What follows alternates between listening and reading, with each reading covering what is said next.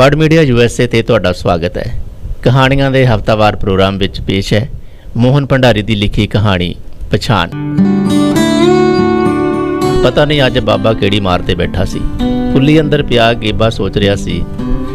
ਸਾਰੀ ਰਾਤ ਉਹਨੂੰ ਨੀਂਦ ਨਹੀਂ ਸੀ ਆਈ। ਉਹਦੇ ਅੰਦਰ ਇੱਕ ਨਿਰੰਤਰ ਘੋਲ ਚੱਲਦਾ ਰਿਹਾ ਸੀ। ਮਕਾਨ ਵਿਹੜੇ ਵਿੱਚ ਦਗ ਰਹੀ ਧੂਣੀ ਵਾਂਗ ਤਪੀ ਜਾਂਦਾ ਸੀ ਤੇ ਬਾੜ ਵਿੱਚੋਂ ਧੂਆਂ ਆਸਮਾਨ ਵੱਲ ਉੱਠਦਾ ਰਿਹਾ ਸੀ। ਕੁਝ ਚਿਰ ਲਈ ਤਾਂ ਜਿਵੇਂ ਸਭ ਕੁਝ ਇਸ ਧੂਏ ਵਿੱਚ ਗਲੇਫਿਆ ਗਿਆ ਸੀ। ਖੇਤ, ਆਸਮਾਨ, ਸ਼ਹਿਰ ਤੇ ਸੰਸਦ ਭਵਨ ਵੀ। ਸੰਸਦ ਭਵਨ ਜਿਹਨੂੰ ਕੱਲ੍ਹ ਘਰ ਮੁੜਨ ਲੱਗੇ ਉਹ ਅਲਵਿਦਾ ਕਹਿ ਆਏ ਸਨ। ਧੂਏ ਭਰੇ ਵਾਤਾਵਰਨ 'ਚ ਉਹਨੂੰ ਇਉਂ ਲੱਗੀ ਜਿਵੇਂ ਕੋਈ ਆਫਰੀ ਹੋਈ ਸਰਾਲ ਚੁਫਾਲ ਪਈ ਹੂੰਗ ਰਹੀ ਹੋਵੇ। ਇੱਕ ਵਾਰ ਉਹਦੇ ਬਾਬੇ ਨੇ ਦੱਸਿਆ ਸੀ ਕਿ ਸਰਾਲ ਆਦਮੀ ਦਾ ਸਾਹ ਪੀ ਜਾਂਦੀ ਹੈ। ਕੋੜ ਮਗਜ਼ ਦੇ ਅਵੇਸਲੇ ਆਦਮੀ ਅਕਸਰ ਉਹਦਾ ਸ਼ਿਕਾਰ ਬਣ ਜਾਂਦੇ ਨੇ। ਇਹ ਵੀ ਕਿ ਉਹ ਇੱਕ ਦੋ ਸੱਟਾਂ ਨਾਲ ਨਹੀਂ ਮਰਦੀ। ਸਰਾਲ ਮਾਰਨ ਲਈ ਤਾਂ ਉਹਨੂੰ ਲਗਾਤਾਰ ਕੁੱਟਣਾ ਪੈਂਦਾ ਹੈ, ਨਹੀਂ ਤਾਂ ਉਹ ਫੇਰ ਸਰਕਣ ਲੱਗਦੀ ਹੈ ਮੱਠੀ ਮੱਠੀ ਤੋਰ। ਤੇ ਇਸ ਖੜੋਤ ਵਰਗੀ ਮੱਠੀ ਮੱਠੀ ਤੋਰ ਤੋਂ ਚਿੜ ਜਿਹੀ ਆਉਣ ਲੱਗਦੀ ਹੈ। ਜ਼ਿੰਦਗੀ ਤਾਂ ਤੇਜ਼ ਭਰਮੀ ਪੁਲਾਂਘ ਦਾ ਨਾਂ ਹੈ ਜੋ ਸਦਾ 2 ਕਦਮ ਅਗੇਰੇ ਹੁੰਦੀ ਹੈ। ਰਾਤੀ ਜਸ਼ਨ ਦੌਰਾਨ ਵੀ ਬਾਬੇ ਨੇ ਇਹੋ ਜਿਹੀਆਂ ਗੱਲਾਂ ਕੀਤੀਆਂ ਸਨ, ਨਿੱਕੇ ਨਿੱਕੇ ਸੰਕੇਤਾਂ ਵਿੱਚ, ਜਿਵੇਂ ਉਂਗਲੀ ਦੇ ਇੱਕੋ ਇਸ਼ਾਰੇ ਨਾਲ ਚਰਾਂਦ ਦੇ ਬਲ ਦਾ ਰਸਤੇ ਦਾ ਭੇਦ ਦੱਸ ਦੇਈਦਾ ਹੈ। ਗੇਬੇ ਦੇ ਸਾਥੀ ਸੁਣਦੇ ਰਹੇ ਸਨ, ਹੱਸਦੇ ਰਹੇ ਸਨ। ਸ਼ਾਇਦ ਬਹੁਤੀਆਂ ਗੱਲਾਂ ਦੀ ਉਹਨਾਂ ਨੂੰ ਸਮਝ ਨਹੀਂ ਸੀ ਆਈ। ਭਾਵੇਂ ਉਹ ਗੇਬੇ ਜਿੰਨਾ ਹੀ ਪੜ੍ਹੇ ਲਿਖੇ ਸਨ, ਰੋਜ਼ ਕਿਤਾਬਾਂ ਪੜ੍ਹਦੇ ਸਨ। ਕਿਤਾਬਾਂ ਜੀਵਨ ਬਾਰੇ ਬੜਾ ਕੁਝ ਦੱਸਦੀਆਂ, ਪਰ ਉਹ ਆਪ ਜੀਵਨ ਨਹੀਂ ਹੁੰਦੀਆਂ। ਜਿਵੇਂ ਚਰਾਂਦ ਦਾ ਭੇਦ ਉਸ ਵਿੱਚ ਰਹਿ ਕੇ ਹੀ ਪਤਾ ਲੱਗ ਸਕਦਾ ਹੈ, ਸਮੁੱਚੀ ਗਾਹ ਕੇ। ਉਹਦੇ ਸਾਥੀ ਆਉਣਗੇ ਤਾਂ ਇਹ ਗੱਲ ਉਹ ਉਹਨਾਂ ਨੂੰ ਦੱਸੇਗਾ। ਵਿਖੜੇ ਰਾਹ 'ਤੇ ਉਹਨਾਂ ਨਾਲ ਤੁਰੇਗਾ, ਕਿਉਂਕਿ ਉਹ ਕਾਮਾ ਹੈ, ਕੋਈ ਰਾਜਕੁਮਾਰ ਨਹੀਂ ਜਿਹਦੇ ਸਾਹਮਣੇ ਭਵਿੱਖ ਕਾਲੀਨ ਵਾਂਗ ਵਿਛਿਆ ਪਿਆ ਹੋਵੇ। ਉਹਦੀ ਸੋਚ ਨੇ ਪਾਸਾ ਪਰਤਿਆ। ਸੂਰਜ ਦੀਆਂ ਕਿਰਨਾਂ ਨੇ ਛੱਪੜ ਵਿੱਚੋਂ ਦੀ ਕੁੱਲੀ ਅੰਦਰ ਝਾਕਣਾ ਸ਼ੁਰੂ ਕਰ ਦਿੱਤਾ ਸੀ। ਖੂੰਜੇ ਵਿੱਚ ਪਈ ਸੰਮਾਂ ਵਾਲੀ ਡਾਂਗ ਨੂੰ ਜਿਵੇਂ ਸਵੇਰ ਦੀ ਸੂਹੀ ਧੁੱਪ ਛੇੜ ਕੇ ਜਗਾ ਰਹੀ ਸੀ। ਕਿੰਨੇ ਹੀ ਰੰਗ ਉਸ ਦੁਆਲੇ ਖੇਡ ਰਹੇ ਸਨ। ਉਹਨੇ ਕੁੱਲੀ ਅੰਦਰ ਪਏ ਨੇ ਹੀ ਅੰਗੜਾਈ ਲਈ ਤੇ ਲੜਾਈ ਬਾਰੇ ਸੋਚਣ ਲੱਗਾ। ਲੜਾਈ ਜੋ ਉਹਦੇ ਵਡਾਰੂ ਲੜਦੇ ਰਹੇ ਸਨ, ਫਿਰ ਉਹਦਾ ਬਾਪ ਤੇ ਹੁਣ ਉਹ ਆਪ। ਉਹ ਲੜ ਰਿਹਾ ਹੈ ਤੇ ਲੜਦਾ ਰਹੇਗਾ, ਸਾਰੇ ਮੁਹਾਜਾਂ ਤੇ ਲੜਦਾ ਰਹੇਗਾ। ਪਰ ਇਹ ਲੜਾਈ ਕਦੋਂ ਤੱਕ ਲੜਨੀ ਪਏਗੀ, ਕਦੋਂ ਤੱਕ? ਇੱਥੇ ਆ ਕੇ ਉਹ ਥੋੜਾ ਰੁਕਿਆ, ਸੋਚਦਾ ਰਿਹਾ ਕਦੋਂ ਤੱਕ। ਤੇ ਫਿਰ ਉਹਦੀ ਸੋਚ ਵਿੱਚੋਂ ਇੱਕ ਚਿਹਰਾ ਉੱਭਰਿਆ, ਇੱਕ ਸ਼ਾਇਰ ਦਾ ਚਿਹਰਾ, ਜਿਹਨੇ ਕਦੇ ਲਿਖਿਆ ਸੀ, ਮੇਰੇ ਮੁਲਕ ਮੇਂ 3 ਆਦਮੀ ਹੈ, एक बोता है, दूसरा पकाता है, तीसरा खाता है। मैं पूछता हूँ तीसरा आदमी कौन है? मेरे देश की संसद मौन है। लड़ाई जारी रहेगी उदों तक जद ताईं ये तीसरा आदमी जिਉਂਦਾ है, जद तक ਉਹਨੂੰ ਬੀਜਣ ਤੇ ਪਕਾਉਣ ਨਹੀਂ ਲਾਇਆ ਜਾਂਦਾ। ਪਰ ਤੀਸਰਾ ਆਦਮੀ ਕਿਉਂ? ਤੀਜਾ ਮੁਲਕ ਤੇ ਤੀਜਾ ਮਹਾਦੀਪ ਵੀ। ਉਹਨੇ ਸ਼ਾਇਰ ਦੀਆਂ ਤੁਕਾਂ ਦਾ ਅਰਥ ਹੋਰ ਵੀ ਵਿਸ਼ਾਲ ਕਰਕੇ ਸੋਚਿਆ। ਹਾਂ, ਲੜਾਈ ਜਾਰੀ ਹੈ ਤੇ ਜਾਰੀ ਰਹੇਗੀ। ਉਹਦੀਆਂ ਨਜ਼ਰਾਂ ਵਿੱਚ ਸ਼ਾਇਰ ਹੋਰ ਵੀ ਉੱਚਾ ਹੋ ਗਿਆ ਸੀ। ਛੱਪਰ ਵਿੱਚੋਂ ਝਰ ਰਹੀ ਧੁੱਪ ਦੀ ਇੱਕ ਕਾਤਰ ਉਹਦੇ ਮੂੰਹ ਉੱਤੇ ਆਣ ਵੱਜੀ।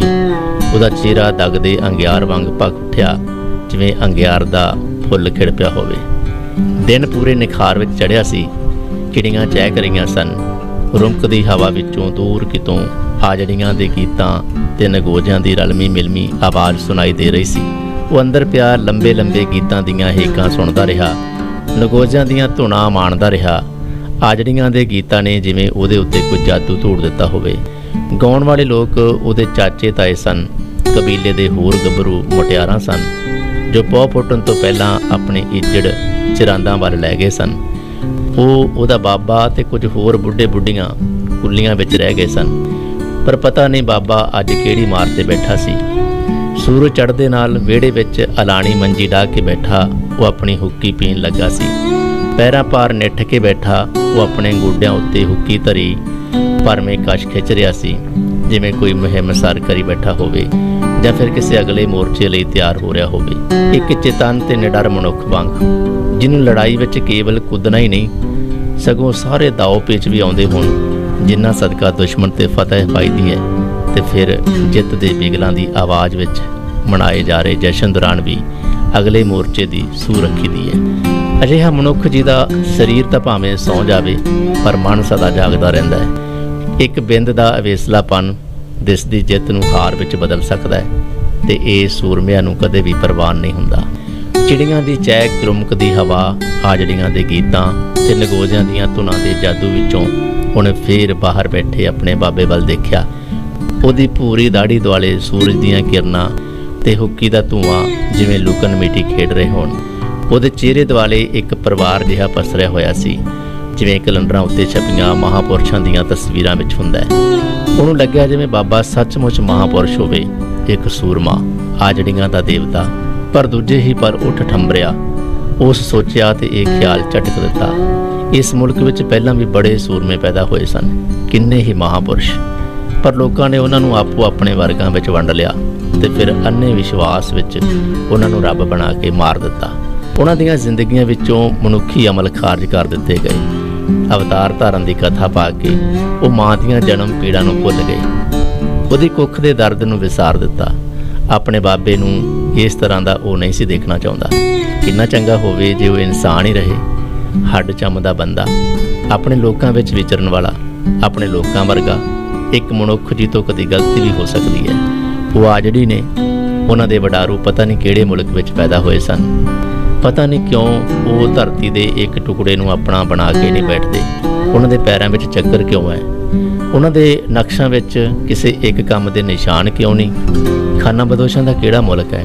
ਨਕਸ਼ੇ ਦੀਆਂ ਕੁਝ ਗਿਣੀਆਂ ਮਿੱਥੀਆਂ ਲਕੀਰਾਂ ਵਿੱਚ ਘਿਰੀ ਹੋਈ ਧਰਤੀ ਨੂੰ ਇੱਕ ਮੁਲਕ ਕਿਉਂ ਨਹੀਂ ਆਖਿਆ ਜਾਂਦਾ? ਇਹ ਸਵਾਲ ਉਹਦੇ ਮਨ ਵਿੱਚੋਂ ਸੇਕ ਵਾਂਗ ਪੱਕ ਕੇ ਉੱਠਦੇ ਰਹੇ ਤੇ ਉਹਦਾ ਮੱਥਾ ਤਪਦਾ ਰਿਹਾ। ਇੱਕ ਇਹੀ ਤਪਸ਼ ਸੀ ਜੋ ਮੱਥਾ ਪਾੜ ਕੇ ਬਾਹਰ ਨਹੀਂ ਨਿਕਲ ਰਹੀ।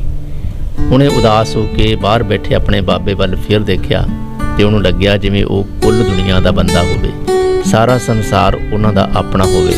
ਫਿਰ ਇੱਕ ਅਜਿਹਾ ਸਮਾਂ ਆਇਆ ਕਿ ਉਹ ਇਸ ਸ਼ਹਿਰ ਦੀ ਗੁੱਠ ਵਿੱਚ ਗੁੱਲੀਆਂ ਪਾ ਕੇ ਰਹਿਣ ਲੱਗੇ।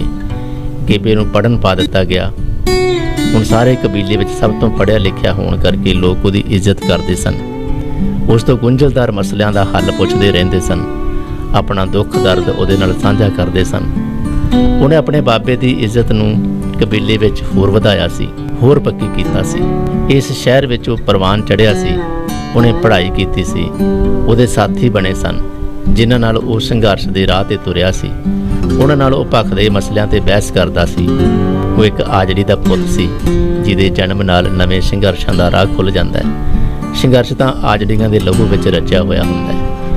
ਉਹਨੂੰ ਯਾਦ ਆਇਆ ਜਦੋਂ ਉਹਨੂੰ ਸੰਸਦ ਭਵਨ ਵਿੱਚ ਨੌਕਰੀ ਮਿਲੀ ਸੀ। ਸੰਘਰਸ਼ ਨੇ ਉੱਥੇ ਵੀ ਉਹਦਾ ਸਾਥ ਦਿੱਤਾ ਸੀ। ਆਪਣੀਆਂ ਮੰਗਾਂ ਮਨਵਾਉਣ ਲਈ ਕਰਮਚਾਰੀਆਂ ਨੇ ਹੜਤਾਲ ਕਰ ਦਿੱਤੀ ਸੀ। ਆਪਣੇ ਬਾਬੇ ਵਾਂਗ ਉਹ ਟਿਕਣ ਵਾਲਾ ਨਹੀਂ ਸੀ, ਸੋ ਹੜਤਾਲ ਵਿੱਚ ਕੁੱਦ ਪਿਆ ਸੀ। ਭਾਵੇਂ ਉਹਨਾਂ ਦੇ ਲੀਡਰ ਨੇ ਸਮਝਾਇਆ ਸੀ ਤੇ ਕਿਹਾ ਸੀ, ਤੁਹਾਡੀ ਨੌਕਰੀ ਅਜੇ ਕੱਚੀ ਹੈ, ਤੁਸੀਂ ਭਾਵੇਂ ਹੜਤਾਲ ਨਾ ਕਰਿਓ, ਤਾਂ ਗੇਬੇ ਨੇ ਉੱਠ ਕੇ ਕਿਹਾ ਸੀ, ਪਰ ਬੰਦੇ ਤਾਂ ਅਸੀਂ ਪੱਕੇ ਹਾਂ। ਲੀਡਰ ਨੂੰ ਅਗਲੀ ਗੱਲ ਨਹੀਂ ਸੀ ਔੜੀ। ਗੇਬੇ ਤੇ ਉਹਦੇ ਸਾਥੀਆਂ ਨੇ ਹੜਤਾਲ ਵਿੱਚ ਡਟ ਕੇ ਹਿੱਸਾ ਲਿਆ। ਉਹਨਾਂ ਨੂੰ ਨੌਕਰੀ ਵਿੱਚੋਂ ਕੱਢ ਦਿੱਤਾ ਗਿਆ ਸੀ। ਇੱਕ ਮਧਰੇ ਕੱਦ ਦਾ ਗੰਜਾ ਅਫਸਰ ਆਇਆ ਸੀ ਤੇ ਸੱਜੇ ਹੱਥ ਦੀ ਪਹਿਲੀ ਉਂਗਲ ਖੜੀ ਕਰਕੇ ਉਹਨੇ ਆਪਣੀਆਂ ਡਰਾਕਲ ਜੀਆਂ ਅੱਖਾਂ ਘੁਮਾ ਕੇ ਕਿਹਾ ਸੀ, ਅੱਜ ਤੋਂ ਤੁਹਾਡੀ ਛੁੱਟੀ। ਇਹ ਸੁਣ ਕੇ ਗੇਬੇ ਦੀਆਂ ਅੱਖਾਂ 'ਚ ਰੋਹ ਭਰਿਆ ਲਹੂ ਉਤਰ ਆਇਆ ਸੀ, ਪਰ ਉਹਦਾ ਜ਼ਾਬਤ ਡਾਢਾ ਸੀ। ਉਹਨੂੰ ਪਤਾ ਸੀ ਕਿ ਵਕਤੀ ਗੁੱਸੇ ਨੂੰ ਭੱਠੀਆਂ ਤਪਾਉਣ ਲਈ ਕਿਵੇਂ ਸਾਂਭ ਕੇ ਰੱਖੀਦਾ ਹੈ। ਉਹ ਘਰਾਂ ਨੂੰ ਮੁੜ ਆਏ ਸਨ। ਰਾਤੀ ਬਾਬੇ ਨੂੰ ਸਾਰੀ ਗੱਲ ਦਾ ਪਤਾ ਲੱਗ ਗਿਆ ਸੀ। ਇਸੇ ਕਰਕੇ ਗੇਬੇ ਨੂੰ ਕੁੱਲੀ ਵਿੱਚੋਂ ਅੱਜ ਕਿਸੇ ਨੇ ਨਹੀਂ ਸੀ ਉਠਾਇਆ। ਬਾਹਰ ਵਿਹੜੇ ਵਿੱਚ ਬੈਠਾ ਉਸ ਦਾ ਬਾਬਾ ਅਜੇ ਵੀ ਹੁੱਕੀ ਪੀ ਰਿਹਾ ਸੀ। ਰਾਤ ਦੇ ਜਸ਼ਨ ਦੀ ਗਰਮੀ ਉਹਦੇ ਪੂੰਗਰ ਦੇ ਲਹੂ ਵਿੱਚ ਜਿਵੇਂ ਮਚਲ ਰਹੀ ਹੋਵੇ। ਅਮਲ ਤੋਂ ਪਹਿਲਾਂ ਐਵੇਂ ਤਾਂ ਹੋਇਆ ਕਰਦਾ ਹੈ, ਜਿਵੇਂ ਭੁਚਾਲ ਆਉਣ ਤੋਂ ਪਹਿਲਾਂ ਲਾਵਾ ਧਰਤੀ ਹੇਠਾਂ ਮਚਲਦਾ ਹੁੰਦਾ ਹੈ। ਸੋ ਪਤਾ ਨਹੀਂ ਬਾਬਾ ਅੱਜ ਕਿਹੜੀ ਮਾਰ 'ਤੇ ਬੈਠਾ ਸੀ। ਉਂਝ ਸੰਸਦ ਭਵਨ ਦੀ ਨੌਕਰੀ ਉਹਨੂੰ ਬਹੁਤੀ ਜਚੀ ਨਹੀਂ ਸੀ। ਉੱਥੇ ਰੌਲਾ ਕੁਝ ਜ਼ਿਆਦਾ ਹੀ ਉੱਚਾ ਹੋ ਜਾਂਦਾ ਸੀ, ਇੰਨਾ ਉੱਚਾ ਕਿ ਆਮ ਆਦਮੀ ਦੀ ਆਵਾਜ਼ ਉਹਦੇ ਵਿੱਚ ਡੁੱਬ ਕੇ ਰਹਿ ਜਾਂਦੀ ਸੀ।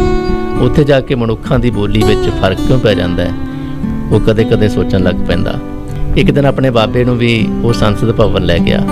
ਉਹ ਦਿਨ ਕੋਈ ਬੜਾ ਭਾਰੀ ਜਸ਼ਨ ਸੀ ਸ਼ਾਇਦ। ਉਹਦਾ ਬਾਬਾ ਗੈਲਰੀ ਵਿੱਚ ਬੈਠਾ ਕੁਝ ਚਿਰ ਸੁਣਦਾ ਰਿਹਾ। ਫਿਰ ਉਹਨੂੰ ਜਿਵੇਂ ਅਚਵੀ ਜਿਹੀ ਲੱਗੀ ਤੇ ਉਹ ਉੱਠ ਕੇ ਬਾਹਰ ਨੂੰ ਤੁਰ ਆਇਆ। ਅਖੇ ਇੱਥੋਂ ਤਾਂ ਮੈਨੂੰ ਬਘਿਆੜਾਂ ਦੀ ਮੁਸ਼ਕ ਆਉਂਦੀ ਹੈ।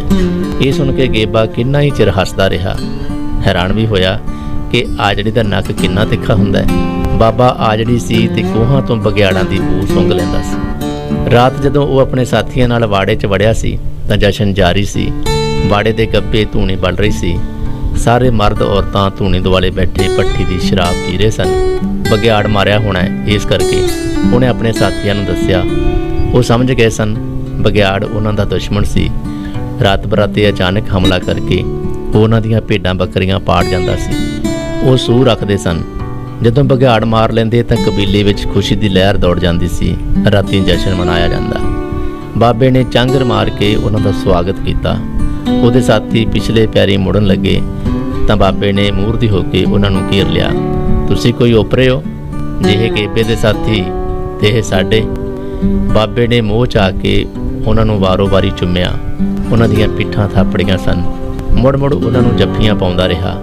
ਰਾਤੀਂ ਬਾਬਾ ਉਹਨਾਂ ਨੂੰ ਹੋਰ ਵੀ ਚੰਗਾ ਲੱਗਿਆ। ਪਹਿਲਾਂ ਤਾਂ ਉਹਨੇ ਕਦੇ ਵੀ ਕਬੀਲੇ ਦੇ ਜਸ਼ਨ ਵਿੱਚ ਬਾਹਰ ਦੇ ਬੰਦਿਆਂ ਨੂੰ ਨਹੀਂ ਸੀ ਆਉਣ ਦਿੱਤਾ। ਰਾਤ ਉਹ ਪੂਰੇ ਲੋਰ ਵਿੱਚ ਸੀ।